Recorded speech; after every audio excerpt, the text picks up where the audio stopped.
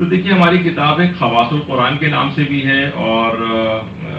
شیخ کفمی کی کتاب جو مصباح ہے اس کے اندر بھی سورہ فرقان کے اعتبار سے ایک عمل بیان کیا گیا ہے کہ اگر کوئی شخص سورہ فرقان کو لکھ کر اپنے ساتھ رکھے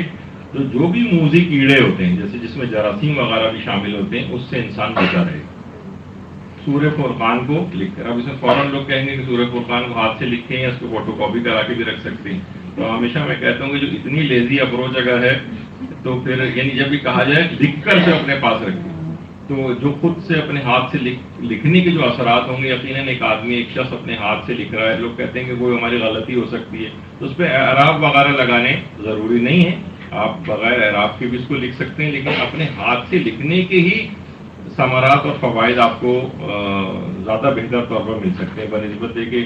لیزی اپروچ سستی کاہلی کے اندر وہ فوٹو کاپی کرا کے اپنے پاس رکھ لی جائے، اس کے بھی یقیناً بہتر اثرات ہوں گے، لیکن بہرحال یہ کہ جو زیادہ بہتر اور اوتھینٹک اور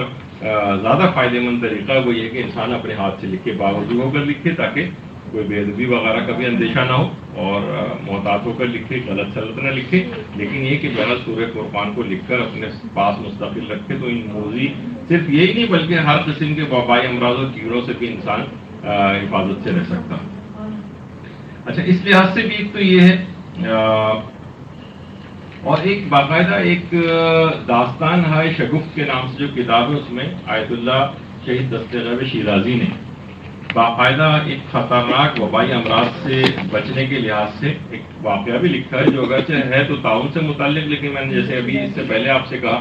کہ تعاون جو ہے اصلاً یہ وبائی مرض ہے، صرف تعاون مراد نہیں بلکہ اس جیسے اور جس کے اندر انسان گرفتار ہوتا ہے اور ہلاکتیں اس کی ہو سکتی ہیں اور ایک سے دوسروں کو لگ سکتا ہے، جو وبائی امراض کہلاتے ہیں، اس میں بھی شامل، اس میں کرونا وائرس اور اس طرح کی اور چیزیں بھی شامل ہو سکتی ہیں۔ تو فرماتے ہیں آیت اللہ شہید دستغیب شیرازی نے یہ واقعہ اس لحاظ سے بیان کیا ہے کہ آیت اللہ سید عبد الکریم حائری،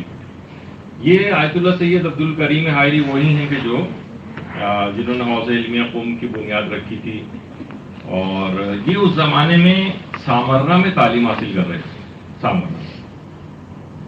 تو سامرہ میں طاعون کی وبا پھیل گئی۔ دیکھیے ہر زمانے میں اس طرح کی ایپیڈیمکس اور یہ پھیلتی رہی ہیں تاریخ کے اندر۔ اچھا، اور لوگ اچھی بڑی تعداد کے اندر مرنے لگے خود سامرہ میں۔ اچھا، اور لوگ پریشان ہوئے، اور اس زمانے کے بہت بڑے عالم تھے آیت اللہ سید محمد فشارقی، بعض علماء ان کو افشارقی کہتے ہیں، لیکن بہرحال کتابوں کے اندر زیادہ آیت اللہ سید محمد فشارقی مشہور، ان کے گھر جمع ہو گئے۔ اسی وقت اسی زمانے میں ان کے ہم پلہ عالم تھے مرزا تقی شیرازی۔ مرزا تقی شیرازی پہلے تو ابتدائی طور پر سامرہ میں تھے، پھر یہ وہاں سے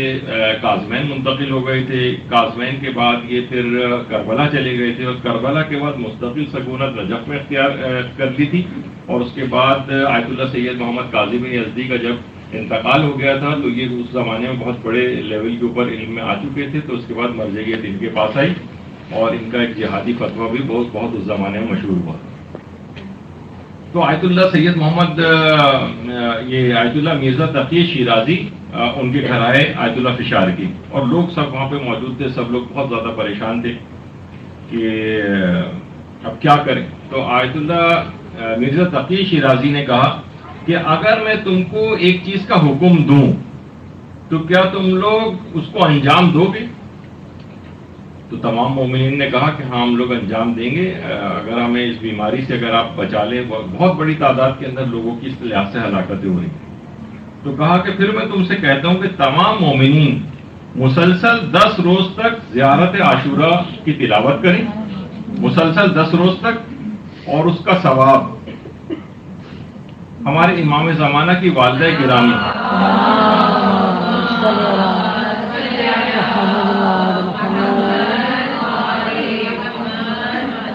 4 قبریں ہیں وہاں پر، 2 تو آئمہ کی ہیں سامرہ میں، اس کے علاوہ 2 جو ہیں حکیمہ خاتون اور حضرت نرجس خاتون کی۔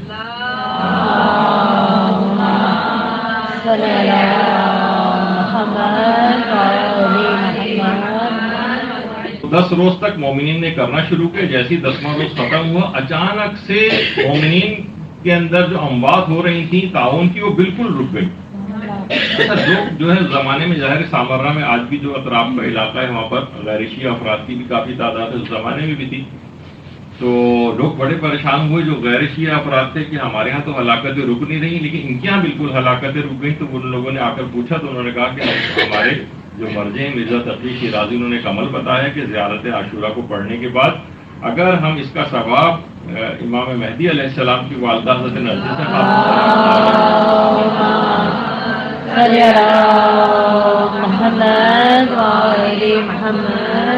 ان کو اگر ہدیہ کریں تو اس سے ہلاکتیں رک جائیں گی. ہم نے دیکھا کہ ہلاکتیں رک گئیں اور اس کے بعد کتابوں میں ملتا ہے کہ پھر غیر شیعہ افراد نے بھی جب یہ عمل کر کے اور امام زمانہ کی والدہ کو ہدیہ کرنا شروع کیا تو ان کے ہاں بھی ہلاکتیں ہونا ختم ہو گئی.